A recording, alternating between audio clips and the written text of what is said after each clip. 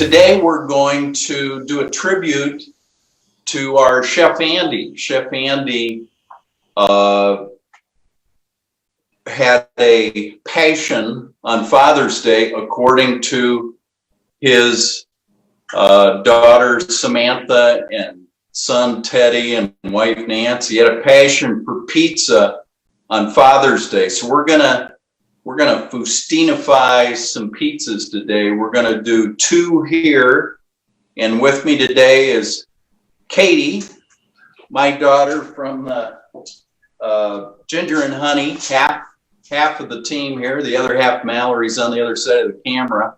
Katie's going to do a couple pizzas here, and then Denise and Holland is going to do a couple there, and then I'll come and we'll wrap up after we get those pizzas rolling. So I hope you enjoy today's cooking demonstration.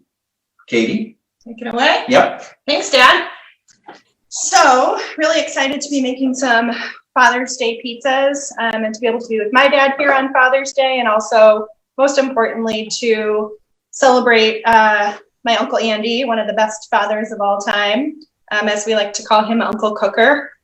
So love being in the kitchen with some of his recipes. So some of the stuff that we're going to do today, we've already prepped this morning, and some of it we'll make live on Facebook.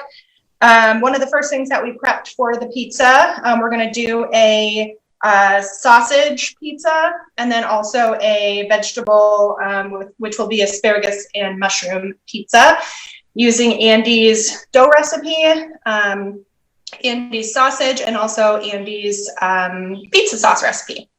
So this morning we already made our dough, which is great. For the dough, we used yeast and water. We added some basil, Fustini's olive oil. Could also be done with garlic. Fustini's olive oil would be great. And we were even brainstorming this morning that the pesto would be excellent in the dough. Added some flour, kneaded it all up, and let it rise for about 2 hours until it doubled in size. And then what we did was, Andy's recipe actually calls for little pizzas instead of normal size pizzas. And so we split the dough into smaller pieces, and we've got it rising right here on its second rise, almost ready to be rolled out, which we'll do in a little bit. We're only doing 4 today because 8 pizzas would be excessive for 3 people for lunch. So we actually froze the other half of the dough. Pizza dough freezes great, and you just take it out of the freezer the morning that you're ready to use it, let it come to room temperature, and voila, you're ready to go. So we've got the dough ready. I'm going to start making the pizza sauce, which is really fresh and nice. It's actually not cooked before it goes into the oven, so it's got really nice flavor. The recipe, Andy's recipe, calls for 3 tomatoes that are roughly chopped. We here at the house have 2 tomatoes, so we are also going to use some cherry tomatoes that we have on hand, which I think will work just as well. Katie, you'll be happy to know that Teddy and Nancy are watching. Hi, Ted and Nancy. Along with Laura and Cindy Bailey. Hi, guys. Thank you for joining. I hope I do Andy's recipes justice. I took several classes with him when he was cooking at Fustini, so hopefully I picked something up along the way. But we'll see. So we've got the tomatoes in the blender. Next it calls for 2 cloves of garlic, roughly chopped. Goes in the blender as well. And then finally, we will be adding some fresh oregano, which is awesome. I'm sure if you cannot find fresh oregano, dried would be good too, but I think that the flavor of fresh will be awesome in this. Mm-hmm. And then we will be adding the Frantoio Select olive oil, Fustini's olive oil, about 2 tablespoons of that. I'm not going to measure. Yum. Feels good. Be aggressive with the pour. Yep. Feels right. And then we're also going to use just a splash of the Herbs of Naples balsamic. There's a lot of different herb balsamics from Fustini's that you could use in this. The oregano, the thyme, lots of different options, but we're using this one for today. And then we'll add some salt and pepper, and then we will blend it up off camera. We're not going to subject you to listening to that. So when we come back, we'll have that ready to spread on our dough that we're going to roll out. The last quick thing that I'm going to do before we pass it over to Denise is do a little pre-saute of our vegetables that we're going to put on our second pizza. So Mal, if you'll come over to the stove with me. This is very, very simple. Nothing too fancy, but we just want to make sure that we get these cooked and also give them some nice flavor before we put them on the pizza. So we're going to saute in the Fustini sage and wild mushroom olive oil. Just kind of coat the bottom of the pan there. Yeah, we got some fans of the mushroom, sage and mushroom out there. Yeah, it's really good. Right, Nancy? Anna Michelle. So we're going to let this saute for a little bit till it's like tender, but still a little bit crisp. And then when we come back, we will start to assemble our pizzas. So off to you, Denise. Hey, thanks. So I'm just going to adjust my camera just a little bit so that you can concentrate on and see what I'm doing. So just like Katie, I also made the dough of Chef Andy's, and so mine has been rising as well. I've kind of divided it into two things. So I'm just going to use a little bit now. So I'm taking the small one. Now, I am not going to make as small or as flat. I guess you're making the thins, and then I'm just going to make what Andy would call the hand tossed. So I'm not rolling it. I'm just kind of moving it around. And then I have a peel to put it on. So I'm using a lot of cornmeal, and that's going to help keep them all from sticking. So this one got a little tight. Sorry, let's start over. I have one more here. We're going to start with a different one. So I have a glove on one hand, not because I want to relive the 80s, but Andy would always say there's one of three things happen if you cut yourself. And so one would be if you were going too fast. And one would be if you were not holding your knife properly. And I did the third one, which was not pay attention. So I was quick cutting up something for a garnish, and I was talking to my family at the same time. And so took a little bit of my thumb off. So lesson learned that you need to be paying attention. So here is my dough, kind of hand tossed, nice and rough. I'm going to put that on my peel. Anyway, it's because my glove is making everything stick together, which was my point to all that. All right, so I really love our organic Tuscan spices. And because this doesn't actually have sauce, I'm going to add a little bit of that. So then we're going to take a tomato, and we're going to slice those up.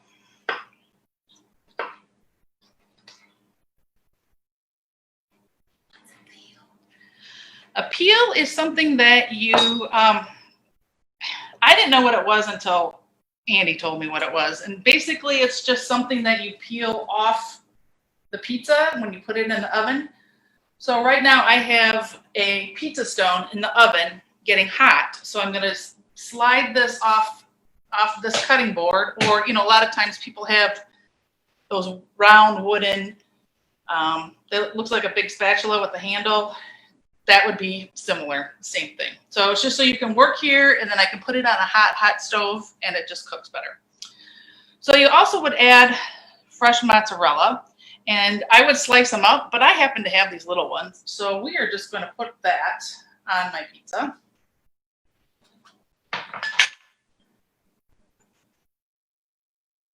Good question.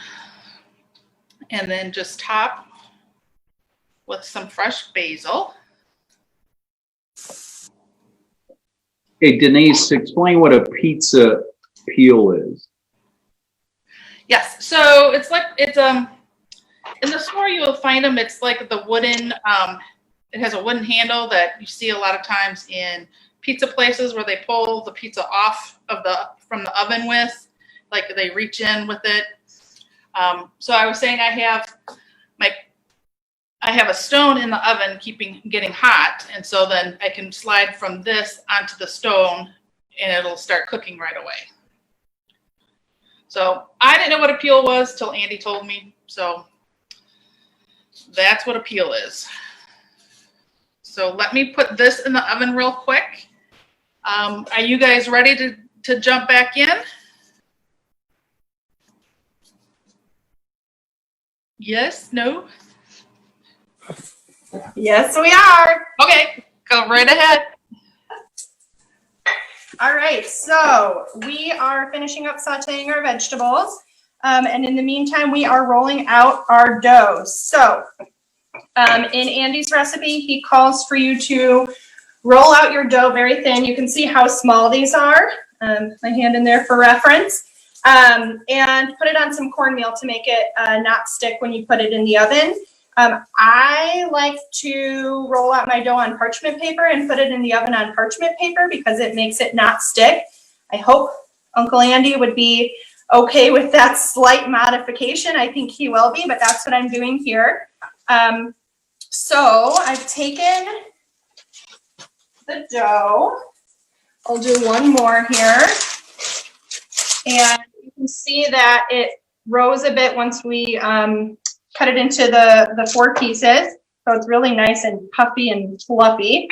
And we're just gonna roll it out. It's pretty thin. It's gonna be a pretty thin crust, flat pizza. And it's gonna cook really fast because it's so thin also, which is awesome because way less waiting time than a normal pizza. Thank you, Uncle Cooker. And then what we're gonna do once these are rolled out pretty thin is we are going to start topping them. So one of the things that Sam and Ted, Andy's twins, told us was part of his favorite Father's Day pizza tradition was also topping his pizzas with his homemade sausage. So we made some of his homemade sausage. We opted for the spicy Italian variety. Here it is. So essentially what it is some pork. We put some fennel, cayenne for some heat, caraway seeds, coriander, and then we also added some of this cayenne crush Fustini's chili oil to give it some additional heat. And they are awesome. So we assembled it into the log and then sliced off some pieces and cooked them up before we put them on the pizza. So what we're gonna do now, this is the result of our homemade pizza sauce. As you can see, we blended it, but we didn't want to turn it into basically a tomato smoothie. So we left enough so that there was some texture and really good consistency there. So we're gonna put a decent amount of this on the pizza. And it smells so good. I can't wait for you guys to try it and be able to smell it and taste it yourself. Well, how about us too? Well, we'll see. Yeah. We're gonna put some of these pre-cooked sausage slices on top. Can never have too much sausage. And then we're gonna top with some mozzarella cheese. Also can never have too much mozzarella. And just like Denise was saying that she has a pizza stone preheating in her oven, we do as well. So that when this hits the oven, it will be ready to start cooking right away. So that's the sausage pizza that we'll put in a second. And then we will also do a vegetable pizza. Very, very similar in terms of steps. Put on the tomato sauce. I think even Dad could do this. Whoa! That's challenging. We are giving him a break from the kitchen for Father's Day. Oh, love you guys. So he doesn't have to slave over a hot stove. Here are our sauteed vegetables ready to go.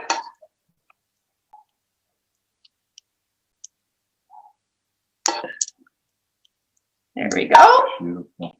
And then just like the other one, we'll throw some mozzarella on top.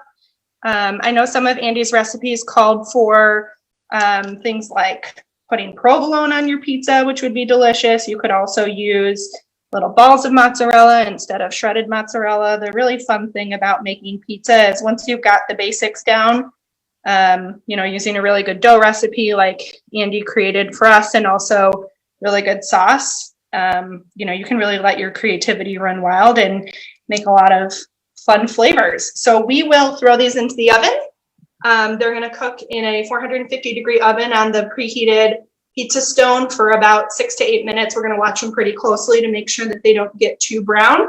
And then hopefully they'll be ready to go once Denise is finished with her next pizza.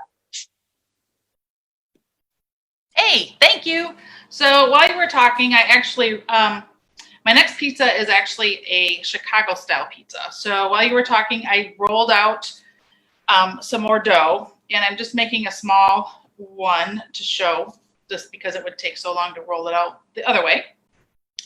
So what was left of the dough, I made a larger ball of dough and a smaller ball of dough. So I took the larger one, rolled it out, and I put it in this pan. And then I'm going to take some sausage, put that in the bottom. We'll just use it all up. And then I have some pepperoni. I'm going to put that in. Spread that all around. I'll show you in just a second.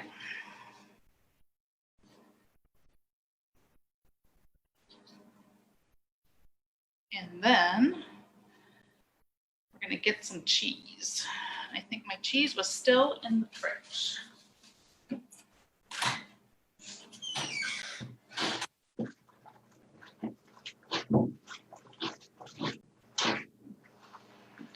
Sorry about that. Now my hands are all oily.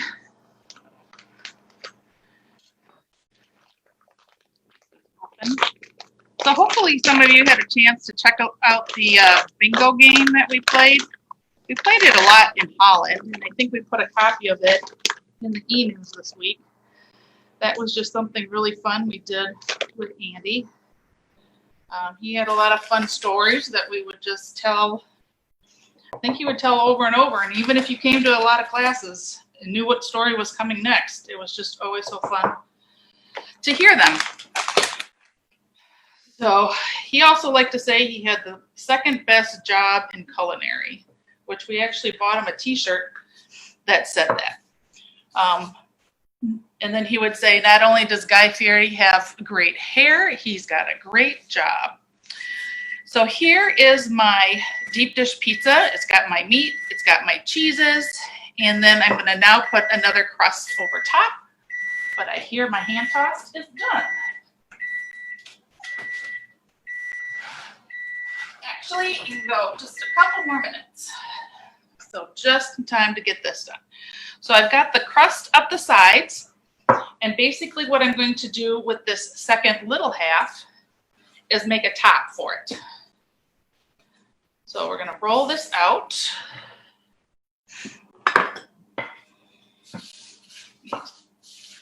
Get my board from making it stick. So what this is going to do is just be a top for the meat and cheese. And then on top of that, I am just going to put the sauce that was in the recipe as well, one of Andy's sauces. And he did tell us that the reason you don't cook your sauce ahead of time is because every time you cook tomatoes, you actually bring out the acidity. And so tomatoes are much sweeter if you don't cook them all the time. So especially like for canned things, you know, they cook when they get canned. So by using fresh more often, they stay sweeter. And I'm sure as soon as tomatoes are available in Michigan, the sauce will be even that much better. Okay, so I've got a little bit of a lip kind of going around and sealing all around because I don't want my sauce to go into this pocket of meat and cheese, at least if I can help it. So this is my little dough that's on top of the meat and cheese. And then I also have sauce that I've made. So we're just gonna drizzle a little of that over top. And you don't need very much to spread it around. A little bit more. And then we're gonna put this in the oven.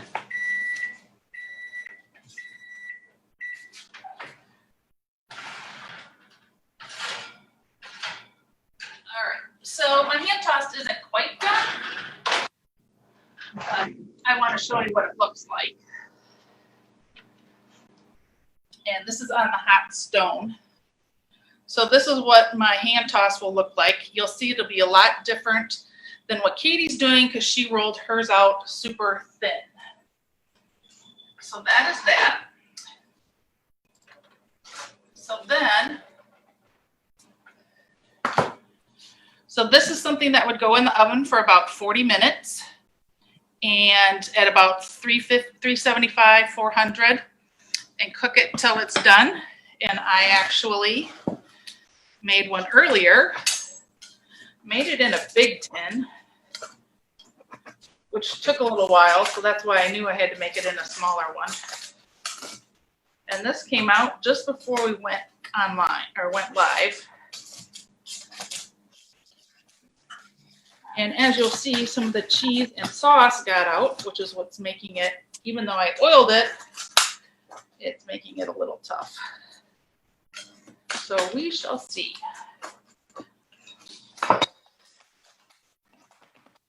Come on. Here we go.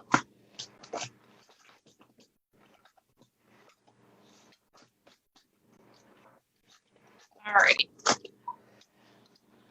So there you can kind of see, I had to stretch the dough a little much, but there's the deep dish for, so it had a huge bubble, which is kind of funny. Anyway, so it's got my meat and my cheese in the middle, a crust layer, and then just a little bit of sauce on the top. Anyway, that is what I have. How are you doing, Katie? Well, this is Jim. Katie's doing real well. We've got a couple more minutes in the oven, so I'll make a couple wrap up comments, and then as soon as we're ready to pull it out of the oven, we can show you what it looks like. Denise, those pizzas look fantastic. Well done. And thanks everybody for joining us. This is a special day and a special tribute to a guy who means a lot to all of us in the Fustini family, the Milligan family, and the Stewart family. So it's nice to be able to do this. We lost Andy on the 7th of April, but his legacy at Fustini's and our family will last forever. There are dozens and dozens and dozens of recipes on the website, and you'll hear us refer to him frequently. So, it's a happy